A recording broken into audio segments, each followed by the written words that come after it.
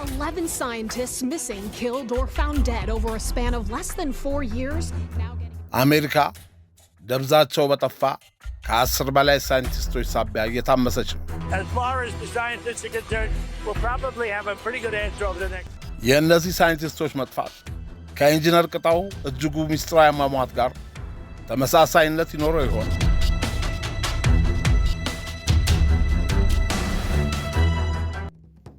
በአሜሪካ ውስጥ ከኒውክሌርና ከጠፈር ምርምር ጋር ግንኙነት ያላቸው ቢያንስ 11 ሳይንቲስቶችና ባለሙያዎች መሰወር ወይም የሞታቸው ሚስጥር የዶናልድ ትራምፕን መንግሥት እያተራመሰው ነው። ጉዳዩ በከፍተኛ ሁኔታ የመገናኛ ብዙሃንን ትኩረት ስቧል። የመረጃውን ይፋ መደረግ ተከትሎ የፌዴራል ምርመራ ቢሮ ኤፍቢአይ ምርመራ እንዲጀመር ምክንያት ሆኗል። ፕሬዚዳንት ዶናልድ ትራምፕ ጉዳዩን በተመለከተ አርብ ሚያዝያ 15 ቀን 2018 በጣም ከባድ ጉዳይ ነው በማለት መናገራቸውን ሚዲያዎች ዘግበዋል። የዋይት ሃውስ ቃል አቀባይም መንግሥት ሁሉንም ጉዳዮች በጋራ እያጤነ መሆኑን ለሚዲያዎች አረጋግጧል። ይህ ዘገባ እየተጠናቀረ ባለበት ሰዓት ደብዛቸው ጠፍቷል የተባሉ ሳይንቲስቶች ዝርዝር ውስጥ የተካተቱት ግለሰቦች በከፍተኛ የደህንነት ፈቃድ በኑክሌር በጠፈርና በሌሎች ሚስጥራዊ የመንግሥት ፕሮጀክቶች ላይ የሚሰሩ ሳይንቲስቶች፣ መሐንዲሶችና አስተዳዳሪ ሠራተኞች መሆናቸው ጉዳዩን እጅግ አነጋጋሪ አድርጎታል። የኤፍቢአይና የአሜሪካ ምክር ቤት የክትትል ኮሚቴ በእነዚህ ሰዎች ሞት ወይም መጥፋት መካከል ግንኙነት መኖር አለመኖሩን እያጣሩ ይገኛሉ። ፕሬዚዳንት ዶናልድ ትራምፕ በጉዳዩ ላይ ከጋዜጠኞች ለቀረቡላቸው ጥያቄዎች በሰጡት ምላሽ ጉዳዩን የሚከታተል ልዩ ስብሰባ ማድረጋቸውን ገልጸው ኤፍቢአይና ሌሎች የሚመለከታቸው አካላት በጉዳዩ ላይ ጥልቅ ምርመራ እንዲያደርጉ ትዕዛዝ መስጠታቸውን ተናግረዋል። የጠፉት ወይም የሞቱት ግለሰቦች በጣም አስፈላጊ ሰዎች መሆናቸውንና አንዳንዶቹ በኑክሌርና በጠፈር ምርምር ዘርፎች ከፍተኛ ምስጢራዊ መረጃዎችን የሚያውቁ እንደነበሩ ተናግረዋል። ይህን መሰሉ ድንገት የሞትና ደብዛ መጥፋት አሁናዊ ክስተት ብቻ አይደለም። በናሳና በፔንታጎን ጆይንት ፕሮጀክት ላይ ቁልፍ ተመራማሪ የነበሩት ታዋቂው ኢትዮጵያዊ ሳይንቲስት ኢንጂነር ቅጣው እጅጉም እንደዚሁ በድንገት ነበር የቅርጫት ኳስ ጨዋታ እየተጫወቱ እያለ በልብ ህመም ሞቱ የተባለው። ለመሆኑ ኢንጂነር ቅጣው እጅጉ ማን ናቸው? ምንስ ሰርተዋል? ቅጣው እጅጉ የካቲት 25 ቀን 1941 ከአባታቸው አቶ እጅጉ ኃይሌና ከእናታቸው ከወይዘሮ አስካለ በላይነህ በከፋ ጠቅላይ ግዛት ቦንጋ ከተማ ተወለዱ። የአንደኛና ሁለተኛ ደረጃ ትምህርታቸውን በቦንጋ በዋከና በጅማ ከተማዎች ተምረው ካጠናቀቁ በኋላ ባህር ዳር ፖሊቴክኒክ ኮሌጅ በመግባት የከፍተኛ ትምህርታቸውን አጠናቀዋል።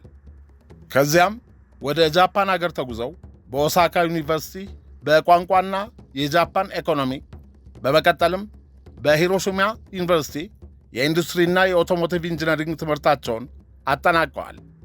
በኋላም የስኮላርሺፕ የትምህርት ዕድል አግኝተው ወደ አሜሪካ አገር በመሄድ በቢዝነስ አድሚኒስትሬሽን ማስትሬታቸውን ሰርተዋል። በመጨረሻም ለትምህርት ባላቸው ከፍተኛ ፍላጎት በኤሮስፔስ ምህንድስና የዶክትሬት ዲግሪያቸውን ተቀብለዋል። ታዋቂው ሳይንቲስት ዶክተር ቅጣው እጅጉ በኢትዮጵያ ብቻ ሳይሆን በዓለም አቀፍ ደረጃ በጠፈር ምርምር ዘርፍ ትልቅ አሻራ ያሳረፉ ታላቅ ሰው ነበሩ። ከላይ በመግቢያችን ከጠቀስነውና በአሁኑ ወቅት በአሜሪካ ከጠፉት ወይም ከሞቱት ሳይንቲስቶች ጋር በጊዜም ሆነ በሁኔታ በቀጥታ ባይገናኙም በናሳ ውስጥ በነበራቸው ከፍተኛ የሥራ ድርሻ ይታወሳሉ። በናሳ ውስጥ በሲስተምስ ኢንጂነርነት የሠሩት ዶክተር ቅጣው እጅጉ በተለይም በጠፈር መንኮራኩሮች የቁጥጥር ሥርዓትና በግሎባል ፖዚሽን ሲስተም ወይም ጂፒኤስ ግኝት ሂደት ውስጥ ትልቅ ሚና እንደነበራቸው ይነገራል። ዶክተር ቅጣው በሳይንሱ ዘርፍ ብቻ ሳይሆን ለኢትዮጵያ አንድነትና ነጻነት በፖለቲካው ዘርፍ ንቁ ተሳትፎ የነበራቸው ሲሆን የኢትዮጵያ ብሔራዊ አንድነት ግንባር የተባለውን የፖለቲካ ድርጅት መርተዋል። ጥር 5 ቀን 2006 ዓ.ም በአሜሪካ አሪዞና ግዛት ውስጥ የቅርጫት ኳስ እየተጫወቱ እያለ በድንገተኛ የልብ ህመም ከዚህ ዓለም በሞት ተለይተዋል። ኢንጂነር ቅጣው እጅጉ በናሳና በተለያዩ የቴክኖሎጂ ተቋማት ውስጥ ሰርተዋል። ከዋና ዋና የምርምርና የፈጠራ ሥራዎቻቸው ውስጥም ስፔስ ክራፍት ሲስተም ኮንትሮል ወይም የጠፈር መንኮራኩር ቁጥጥር ሥርዓት አንደኛው ሲሆን ለናሳ የጠፈር መንኮራኩሮች የሚሆኑ የቁጥጥርና መቆጣጠሪያ ዘዴዎች በመንደፍ ረገድ ከፍተኛ አስተዋጽኦ አበርክተዋል። ይህም መንኮራኩሮች በጠፈር ውስጥ በትክክለኛ አቅጣጫ እንዲጓዙ የሚረዱ ቴክኖሎጂዎችን ያካትታል። የግሎባል ፖዚሽን ሲስተም ወይም የጂፒኤስ ቴክኖሎጂ ልማት ዶክተር ቅጣው እጅጉ ዛሬ ዓለማችን በስፋት የምትጠቀምበትን የጂፒኤስ ቴክኖሎጂ ወደ ሥራ ለማስገባት በተደረገው የምርምር ሂደት ውስጥ ከተሳተፉ ሳይንቲስቶች አንዱ ናቸው። ሮቦቲክስ ፕሮፐልሽን ላቦራቶሪ ወይም ጄፒኤል ውስጥ በነበራቸው ቆይታ ለጠፈር ምርምር የሚያገለግሉ የሮቦት ቴክኖሎጂዎችንና ኦቶኖመስ ሲስተምስ ወይም በራስ ገዝ የሚሰሩ ሲስተሞችን በማልማት ላይ ሰርተዋል።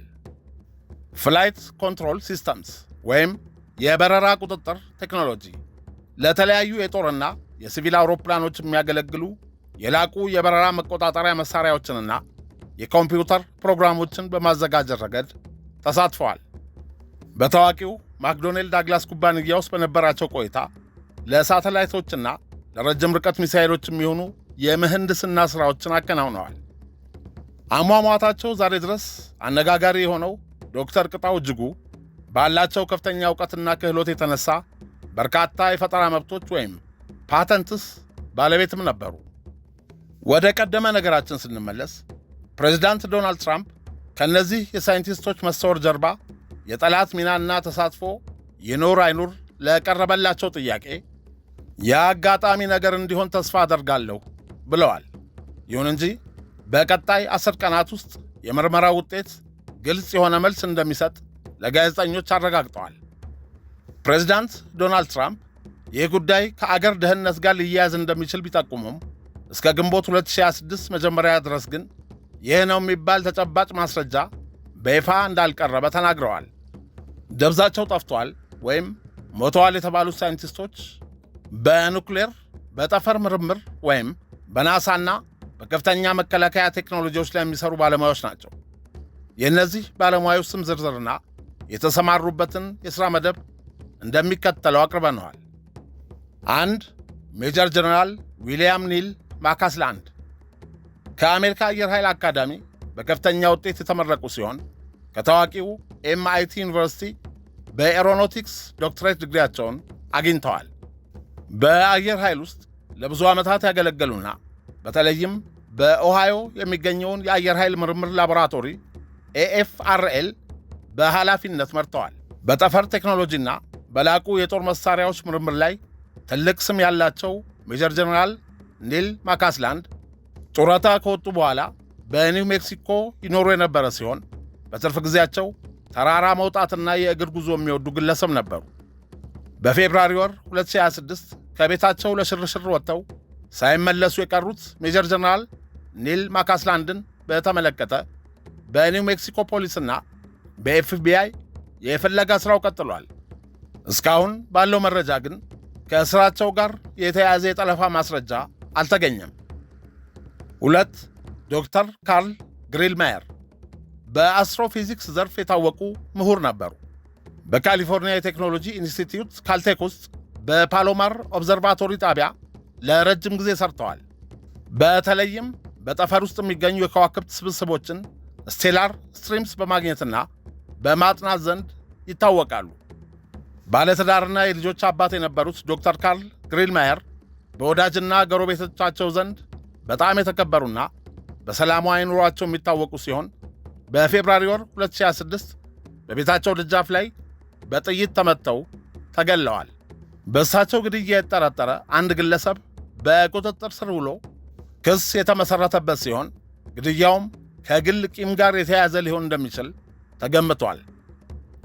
3. ፕሮፌሰር ኑኖ ሉሬሮ ፖርቹጋላዊ ተወላጅ ሲሆኑ የዶክትሬት ዲግሪያቸውን ከለንደን ኢምፔሪያል ኮሌጅ አግኝተዋል። በዓለም ታዋቂ በሆነው ኤምአይቲ ዩኒቨርሲቲ ውስጥ የኒውክሌር ሳይንስና የፊዚክስ ፕሮፌሰር ነበሩ። ትኩረታቸውም በፕላዝማ ፊዚክስና በኒውክሌር ፊውዥን ዙሪያ ነበር።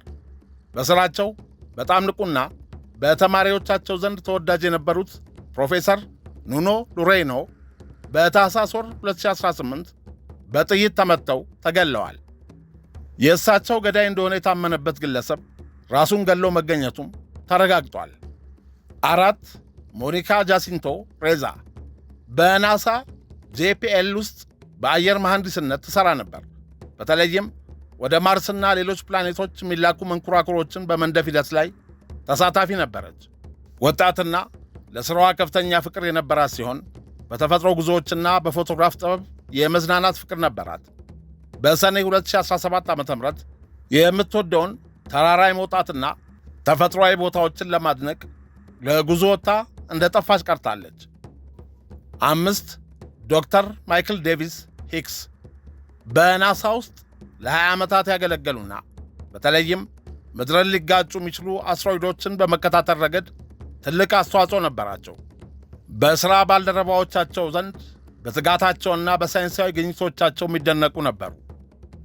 6 ሜሊሳ ካሲያስ በሎስ አላሞስ ብሔራዊ ላቦራቶሪ አስተዳደራዊ ሠራተኛ የነበረች ሲሆን በጁን ወር 2025 ኒው ሜክሲኮ ውስጥ በድንገት ተሰውራለች። 7 አንቶኒ ቻፌዝ የሎስ አላሞስ ብሔራዊ ላቦራቶሪ የቀድሞ ሠራተኛ ሲሆን በሜይ ወር 2025 በድንገት ጠፍቷል። 8 ጄሰን ቶማስ በኖርቫቲስ የባዮሎጂ ተመራማሪ የነበሩ ሲሆን በጃንዋሪ 2026 ከጠፉ በኋላ አስከሬናቸው በማርች ወር 2026 ኩሬ ውስጥ ተገኝቷል።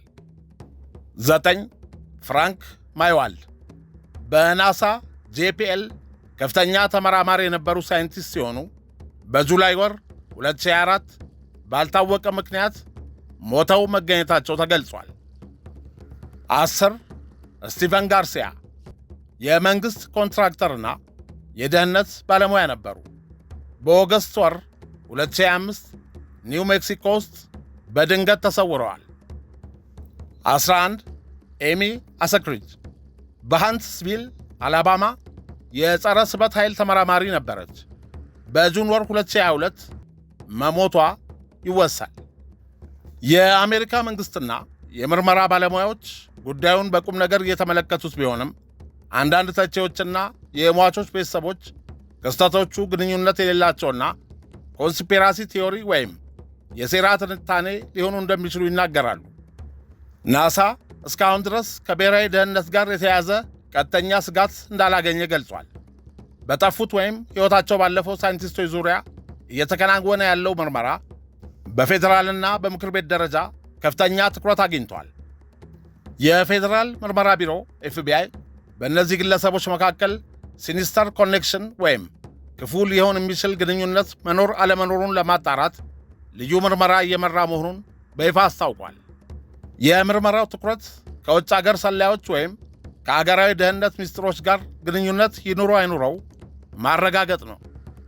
የአሜሪካ ምክር ቤት የክትትል ኮሚቴ ለFBI ለናሳና ለዲፓርትመንት ኦፍ ኢነርጂ ወይም ለኃይል መምሪያ ጥብቅ ደብዳቤ ላከ ሲሆን እስከ አፕሪል 27 ቀን 2026 ድረስ ማብራሪያ እንዲሰጠው ጠይቋል።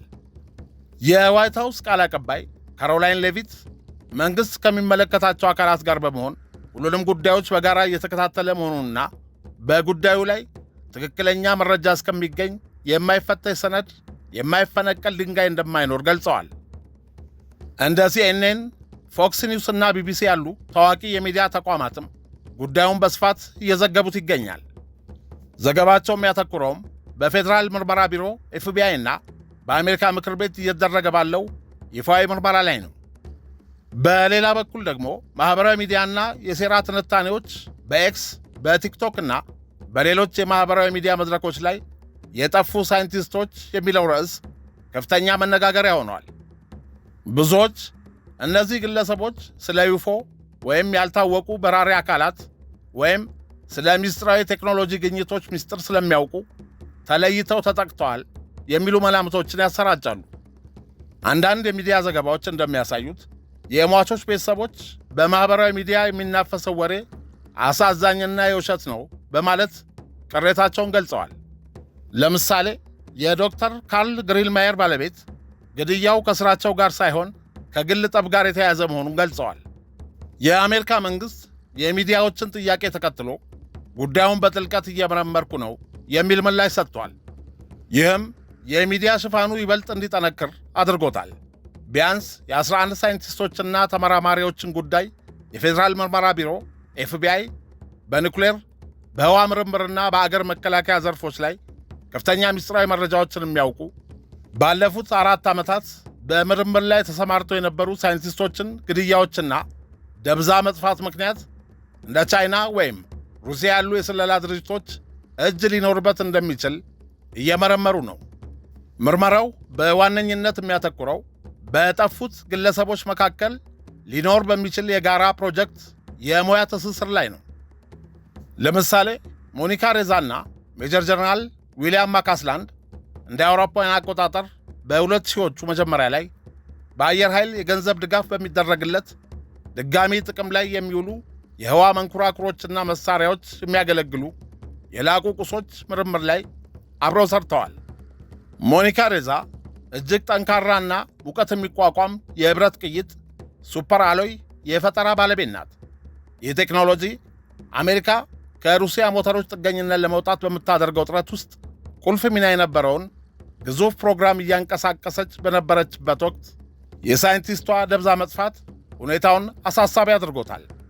ይህ የሱፐር አሎይ የፈጠራ ውጤትም በሎስ አላሞስ ብሔራዊ ላቦራቶሪ የደህንነት ጥበቃ ስር ሆኖ በቀዝቃዛው ጦርነት ወቅት ከነበረው ደረጃ ከፍ እንዲል ተደርጓል። የአሜሪካ ኮንግረስ አባላት የኤፍቢአይ ዳይሬክተር ካሽ ፓቴል በሚያደርገው ምርመራ ሳይንቲስቶቹ በያዙት ምስጢራዊ መረጃ ምክንያት በውጭ አገራት የስለላ ድርጅቶች ኢላማ መሆናቸውን እንዲያረጋግጥ ጠይቀዋል። በአሁኑ ወቅት ኤፍቢአይ የእነዚህን 11 ሳይንቲስቶች ድንገተኛ ግድያና ደብዛ መጥፋት ክስተቶች የሚያገናኝ አንድ ወጥ ሰንሰለት መኖሩን ለማረጋገጥ ሁለንተናዊ ግምገማ እያደረገ ይገኛል። የኤፍቢአይ ሁለንተናዊ ግምገማ ዋናው ዓላማ እነዚህ 11 የተለያዩ ግድያዎችና መጥፋቶች በአጋጣሚ የተከሰቱ ሳይሆኑ የተቀናጀ ሴራ ውጤት መሆናቸውን ማረጋገጥ ነው። ይህ ጥልቅ ምርመራ በሳይንቲስቶቹ የግል ኮምፒውተሮች፣ ስልኮችና ኢሜሎች ላይ ዲጂታል አሻራ እየፈለጉ ነው። ሳይንቲስቶቹ ከመጥፋታቸው ወይም ከመሞታቸው በፊት ከማይታወቅ አካል ማስፈራሪያ ደርሷቸዋል? በጋራ የሚጠቀሙበት ምስጢራዊ መገናኛ ዘዴስ ነበራቸው? የሚሉና የጠፉት ሳይንቲስቶችም ሆኑ በግድያ የተጠረጠሩ ግለሰቦች የባንክ ሂሳብ በዝርዝር እየተመረመረ ነው። ይህም በተጠርጣሪዎቹ ለምሳሌ በፍሬዲ ስናይደር ሂሳብ ላይ ከውጭ አገር ወይም ካልታወቀ ምንጭ የገባ ከፍተኛ ገንዘብ መኖር አለመኖሩን ማረጋገጥ ነው። ይህ ደግሞ ግድያዎቹ በገንዘብ የተገዙ መሆን አለመሆናቸውን ለማወቅ ይረዳል። ሌላው ደግሞ የሁሉም ሳይንቲስቶች የሥራ ዘርፍ አንድ ላይ ተደምሮ የሚሰጠው ትርጉም እየታየ ነው። አብዛኞቹ ሳይንቲስቶች በሃይፐርሶኒክ ሚሳይል ቴክኖሎጂ፣ በኒኩሌር ፊዚክስና በላቁ የጠፈር ቁሶች ላይ የተሰማሩ ናቸው። ኤፍቢአይ አንድ አገር እነዚህን ሁሉ ዕውቀቶች በአንድ ላይ ለማጥፋት እየሞከረ ይሆን የሚለውን ግምት እየመረመረ ይገኛል።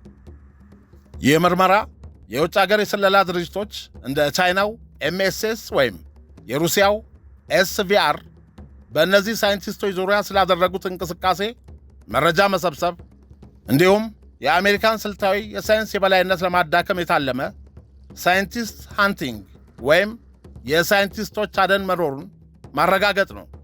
ይህ ምርመራ ከተጠናቀቀ በኋላ ጉዳዩ ከወንጀል ምርመራነት ባለፈ እንደ የአገር ደህንነት ስጋት ተፈርጆ ከፍተኛ ዲፕሎማሲያዊና ወታደራዊ እርምጃዎችን ሊያስከትል ይችላል ተብሎ ተሰግቷል። ከዚሁ ዘገባ ጋር በተያያዘ ታዋቂው ፖድካስተር ጆ ሮጋን ቁጥራቸው 12 የሚሆኑ በከፍተኛ የቴክኖሎጂና የሳይንስ ምርምር ላይ የነበሩ አሜሪካውያን ሳይንቲስቶች በአጭር ጊዜ ውስጥ መጥፋታቸውን ወይም በአጠራጣሪ ሁኔታ መሞታቸውን በቅርቡ የሞቱትና ታዋቂው የኤምአይቲ የፕላዝማ ፊዚክስ ሊቅ ኑኖ ዱሬይሮን ጉዳይ በማንሳት ሊመጣ ስላለው ትልቅ ነገር ሊነግሩን ስለፈለጉ ተገለው ይሆን የሚል ጥርጣሬ አዘል ጥያቄ በፖድካስቱ ላይ ሰንዝሯል። ጆ ሮጋን የእነዚህ ሳይንቲስቶች መጥፋት ከፕላዝማ ቴክኖሎጂና ከዩፎ ጋር ከተያዙ ምስጢራዊ ምርምሮች ጋር ግንኙነት ሊኖረው እንደሚችል ግምቱን ሰንዝሯል። ጆ ሮጋን እነዚህ ክስተቶች በአጋጣሚ የተከሰቱ ሳይሆኑ አንድ ትልቅ መረጃ እንዳያወጣ ለመከላከል የታቀዱ ሊሆኑ እንደሚችሉ ከእንግዶቹ ጋር በመሆን ይከራከራል። ይህ ጉዳይ አሁን ላይ በአሜሪካ የሕዝብ ተወካዮች ምክር ቤት የምርመራ ኮሚቴ ትኩረት አግኝቷል። ኮሚቴው በሳይንቲስቶቹ ላይ የደረሰው ነገር ከበስተጀርባው ሌላ ሴራ ያለበትና ለብሔራዊ ደህንነት ስጋት የሚሆን ነው የሚል ጥርጣሬ ስላደረበት ከኤፍቢአይ እና ከፔንታጎን መረጃ እንዲሰጠው ጠይቋል። ይህ በእንዲህ እንዳለ ምክትል ፕሬዚዳንት ጄዲ ቫንስ በቅርቡ አድርገውት በነበረው ሰፊ ቃለ ምልልስ ላይ የትራምፕ አስተዳደር ስለ ዩፎዎችና ባዕድ ፍጡራን ወይም ኤሊየንስ ምርምሮች ያለውን ዕቅዶች አስመልክቶ በሰጡት ማብራሪያ ከመንግሥት ጋር የተያያዙ የዩፎ ፋይሎችን ለሕዝብ ይፋ ለማድረግ ትዕዛዝ አስተላልፈዋል። ፔንታጎን ስለ ዩፎዎች ያደረገውን ጥናት በጣም በቅርብ ጊዜ ይፋ ለማድረግ የትራምፕ አስተዳደር በቅርቡ aliens.gov የተባለ ድረገጽ በመመዝገብ መረጃዎችን ለሕዝብ ለማቅረብ እየዘጋጀ መሆኑ ተነግሯል። ምክትል ፕሬዚዳንት ጄዲ ቫንስ ባዕድ ፍጡራን የሚባሉት አካላት ከሌላ ፕላኔት የመጡ ሳይሆን በመጽሐፍ ቅዱስ የተገለጹ አጋንንት ወይም መንፈሳዊ ኃይሎች ናቸው የሚል የጸና እምነት አላቸው። ስለ ጉዳዩ እውነታውን ለማረጋገጥ ወደ ኤሪያ 51 እንዲሁም ኒው ሜክሲኮ በመሄድ የግል ምርምር የማድረግ ፍላጎት እንዳላቸውም ተናግረዋል። ጄዲ ቫንስ መንግሥታቸው በዘርፉ ተሰማርተው ያሉ ሳይንቲስቶችን ደህንነት ለመጠበቅ አስፈላጊውን ሁሉ እያደረገ መሆኑና ኦል ዶሜን አኖማሊ ሪዞሉሽን ኦፊስ በምህፃረ ቃሉ ኤኤአርኦ የተባለና ራሱን የቻለ መስሪያ ቤት በማቋቋም ምንነታቸው ያልታወቁ በራሪ አካላትን ሳይንሳዊ በሆነ መንገድ የሚመረምርበት ላቦራቶሪና ቢሮ አለው። ናሳም በበኩሉ አርቲፊሻል ኢንተለጀንስን በመጠቀም ስለ ዩፎዎች ሳይንሳዊ ምርምር የሚያደርግ አዲስ ዳይሬክተር መሾሙን ገልጿል። በሴፕቴምበር 2025 የቀድሞ የአየር ኃይልና የባህር ኃይል አባላት ስለ ዩፎዎች በምክር ቤት ቀርበው ምስክርነት መስጠታቸው ይታወሳል። ከዩፎ ምርምር ጋር ግንኙነት ያላቸው ሳይንቲስቶች መጥፋት ወይም መሞት ጋር በተያያዘ መንግሥት ምርመራ እንዲያደርግ መጠየቁም ተዘግቧል። በአሁኑ ወቅት የአሜሪካ መንግሥት በጉዳዩ ላይ ሰፊ የምርምርና የክትትል ኦፕሬሽን ማካሄድ የጀመረ ሲሆን ይህንን ጉዳይ እንዲከታተሉና ለተቋቋመው ግብረ ኃይል ሰብሳቢ እንዲሆኑ ምክትል ፕሬዚዳንት ጄዲ ቫንስ መሾማቸውን ከዋሽንግተን የሚወጡ መረጃዎች ያስረዳሉ።